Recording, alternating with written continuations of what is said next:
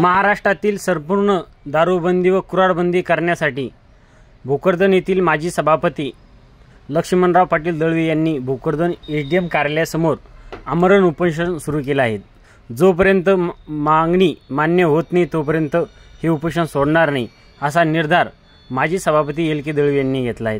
तसेच यावेळी बोलताना म्हणाले की माझ्या जावयाचं पहिलं दुकान बंद करा आणि मग नंतर महाराष्ट्रातील बंद करा। टोटल दारूमध्ये झाली पाहिजे, कुठंच दारू भेटली नाही पाहिजे आणि ज्या दिवशी भेटणार नाही त्या दिवशी सगळे सुटून जाईल।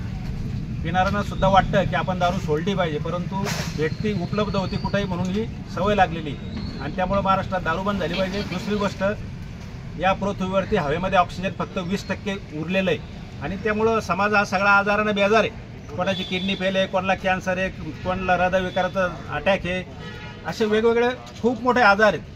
आणि जसा माणसावर अटॅक येऊ लागला तसा मालावर सुद्धा अटॅक येऊ लागला आणि मग मालावर फवारणी होती आणि फवारणी झाली की तेच पुन्हा खायला भेटतं आणि ते खाल्ल्यामुळे सगळे आजारी होऊ लागलेले आहेत। आणि म्हणून आमची जी मागणी किंवा कुऱ्हाडबंदी टोटल महाराष्ट्रामध्ये झाली पाहिजे। कुऱ्हाडबंदी म्हणजे कोणतंही झाड तुटलं नाही पाहिजे, नाही तर कुऱ्हाडबंदी कटरनं तोडायचं असा त्याच्यामध्ये उल्लेख नाही आहे। आणि म्हणून आम्ही 2 तारखेला सर्व आमचे जे काही कार्यकर्ते आहेत 5-25 यांची एक बैठक घेतली।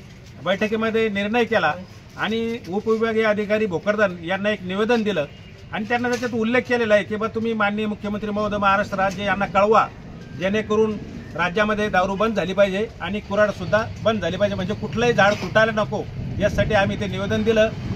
शासनानं आता एक निर्णय केला 7 तारखेला काहीतरी किंवा 1000 रुपये एक झाड तोडलं तर 1000 रुपये दंड होता, तो आता 50,000 रुपये दंड केलेला आहे। पण आमचं म्हणणं बरोबर आहे, तुम्ही केलं त्याचं आम्ही तुमचं शासनानं आम्ही जे 2 तारखेला निवेदन दिलं ते एसडीएम साहेबांना कलेक्टर साहेबा थ्रू मुख्यमंत्री महोदय यांना कळवलं आणि मुख्यमंत्र्यांना झाड तोडलं तर 50,000 रुपये दंड असा निर्णय केलेला आहे।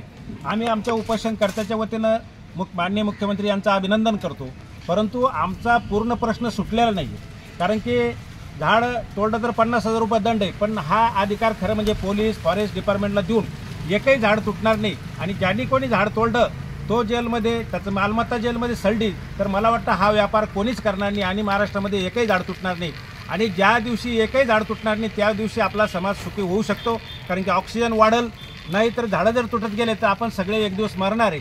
आणि म्हणून आमची जी मागणी आहे झाडाबद्दल ती आहे आणि दुसरी गोष्ट दारूबंदीबद्दल, तर दारू ही कुठंच महाराष्ट्रात जर भेटली नाही तर समाज खऱ्या अर्थानं सुखी होणार आहे। 90% हा जो सर्वे झाला 90% ॲक्सिडेंट जे येते ते दारू पिल्यामुळे झालेले आहेत। मी बरेचसे आमच्या घाटीमध्ये डॉक्टर लोक शिकायला आहेत, त्यांना विचारतो, ते नेहमी सांगतात आमच्याकडे जर ॲक्सिडेंटचा पेशंट आला तर जनरल दारू पिलेलाच पेशंट असतो आणि म्हणून दारूमुळं ॲक्सिडेंट वाढलेले आहेत। घराघरामध्ये बऱ्याचशा बाया विधवा झालेल्या आहेत, बऱ्याच जणांना आत्महत्या केले, खून केले, बलात्कार केले, चोऱ्या केल्या, बऱ्याच जणांना शेतं विकले, घरं विकले, भांडे विकले, असे अनेक प्रकार झालेले आहेत। आणि म्हणून बऱ्याचशा बायांनी सुद्धा नवऱ्याच्या त्रासाला कंटाळून त्या ठिकाणी आत्महत्या केलेल्या आहेत। बरेच मुलं असे की जे थोडीफार दारू प्यायला लागले आज त्यांचे लग्नसुद्धा होत नाही। प्रत्येक खेड्यामध्ये 40 ते 50 असे तरुण मुलं आहेत की ज्यांचे आजपर्यंत लग्न झालेले नाही आणि हेच तरुण पुढं तरुण दारू पिऊन गुन्हेगारीकडे वळल्याशिवाय राहणार नाही आणि मग समाजामध्ये खूप मोठं अरिष्ट, खूप मोठं संकट हे भोगावणार आहे। त्यासाठी आतापासून या महाराष्ट्रामध्ये दारू बंद झाली पाहिजे आणि त्याबरोबर झाडतोड बंद झाली पाहिजे। हा निर्णय जोपर्यंत शासन करत नाही तोपर्यंत आम्ही आमचं उपोषण सोडणार नाही। विषय तुम्ही दारूचा घेतला, तुमच्याच जावयाचे दारूचे 2 दुकान आहे, पहिले तुमच्या जावयापासून सुरुवात होणार का? आमचे जावई असो कोणी असो पहिले त्याचं बंद करा आम्ही म्हणतो शासनाला।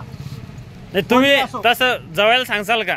जावई आमचे नंतर झाले, दारूचं त्याचं दुकान अगोदरच आहे। नाही आता तुम्ही पहिले जावयाचं बंद करायला लावसाल का? हो, मी शासनाला सांगतो पहिले ते बंद करा, नंतर बाकीचे बंद करा। पहिले ते बंद करा, त्याच्यानंतर बाकीचे बंद करा। आम्ही म्हणत नाही की जावयाचं ठेवा म्हणून। विश्वासराव पाटील।